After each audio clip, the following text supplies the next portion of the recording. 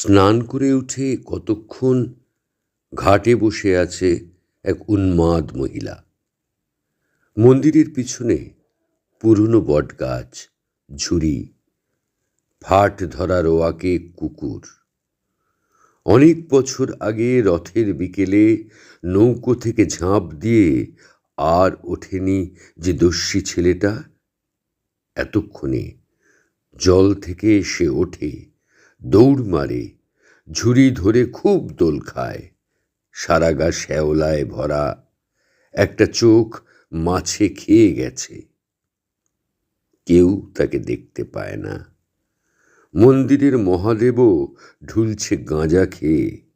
সেই ফাঁকে এরকম দুপুর বেলায় সে এসে মায়ের সঙ্গে মাঝে মাঝে দেখা করে যায়।